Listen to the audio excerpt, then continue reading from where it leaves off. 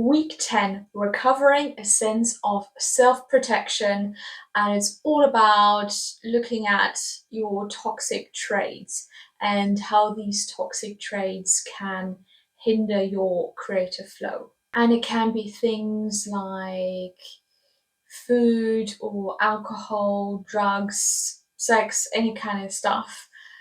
And the way she says it, it's not the thing in itself that is toxic or hindering you, it's the overuse, it's the abuse of that stops your creative flow. She writes here, we begin to sense our real potential and the wide range of possibilities open to us. That scares us. So we all reach for walks to slow our growth. So basically, all these habits that we overuse, that we abuse, we use because we come out of our comfort zone, and our ego, our mind tries to keep us safe, and therefore comes then up with these ways to overuse and stop the creative flow. Because for most of us, happiness is terrifying, unfamiliar, out of control, too risky. And then she says it's a process, and looking at why we're using these things is to maybe stifle emotions, not feel certain things like anxiety. Over time, we will try, perhaps slowly at first and erratically, to ride out the anxiety and see where we emerge. Anxiety is fuel.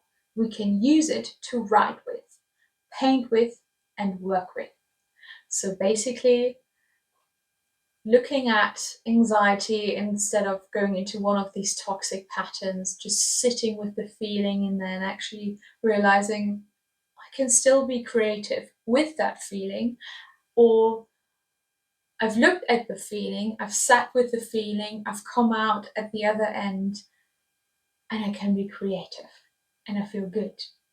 And the anxiety has disappeared and there's only an open path before you. Moving on, she talks about workaholism and then also the drought. And the drought being a time where you as an artist don't feel as creative and just don't know how to kind of keep going. And the way to work through that, to keep showing up to get through that dry period, is to keep writing the morning pages and showing up for yourself. If it's only that thing continuously every morning. She says, droughts end because we have kept writing our pages. They end because we have not collapsed to the floor to our despair and refused to move. We have doubted, yes, but we have stumbled on. When you are in a drought, know that it is to a purpose, and keep writing morning pages. And I love that. I think it's wonderful because it's such a great tool, because we all know that period where we don't know how to kind of keep going. And yeah, the morning pages are one of the tools you can use for that, I suppose. Moving on, she talks also about fame, and she talks about competition. And here she writes, the spirit of competition, as opposed to the spirit of creation, often urges us to quickly winnow out whatever doesn't seem like a winning idea. This can be very dangerous. It can interfere with our ability to carry a project to term. And she says it's important to be willing to paint or write badly while our ego yelps resistance. Your bad writing may be the syntactical breakdown necessary for a shift in your style.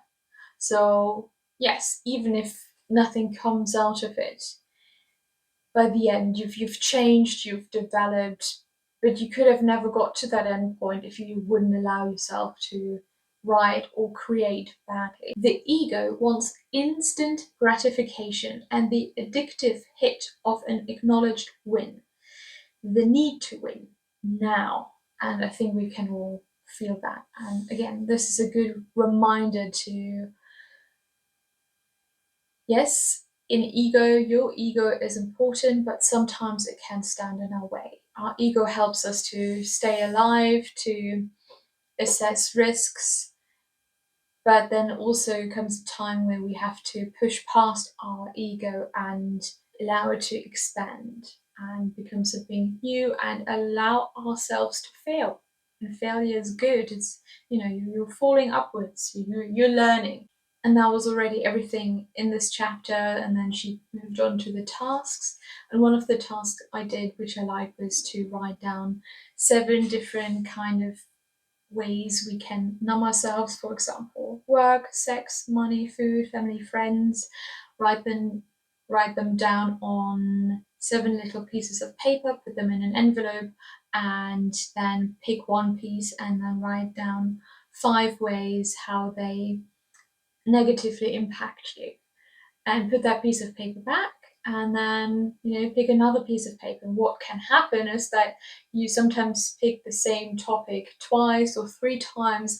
I had a topic that I picked 3 times, and when I picked it the first time I was like, there's nothing there, and the second time I was like, I've really tried hard to find anything, and then the third time I was like, okay, well, I really have to dig a bit deeper here. And then 3 times the charm, I finally found I think what I needed to discover.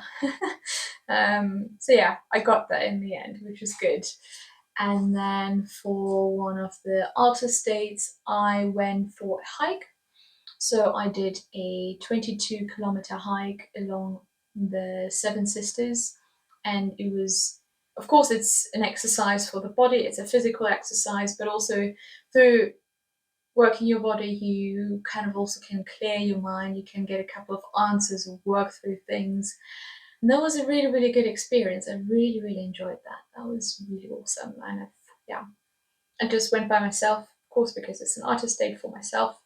And I haven't done that in a while, to do a hike like that. So that was really lovely. And the morning pages, I did them every morning except for 1 week. So since the last time I recorded the other video and now this video, it's been 3 weeks because I was sick for 1 week and I didn't have have any kind of energy to write down and sit there because I was a bit ill.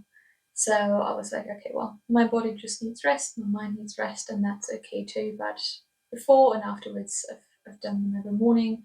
And I think yesterday morning was really, really interesting. I kind of got a lot of peace out of one of their sessions, which was really wonderful. So it's nice to see these little bits of magic working in these morning pages. Not every single day, but once in a while, a day comes along and you're like, oh, something happened here, and it's amazing.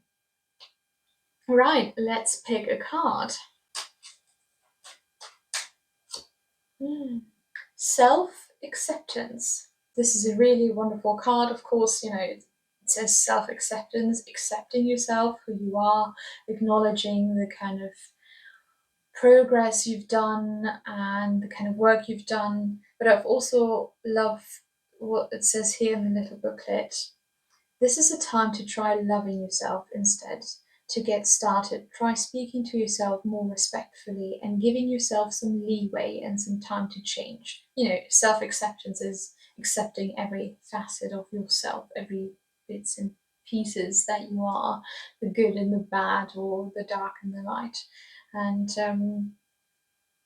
it might be that your self-esteem has and confidence have faltered a bit over the years, and that those bad thoughts aren't serving you. So acknowledging, okay, well, maybe the kind of thinking pattern I had before isn't really working, and maybe I want to change that.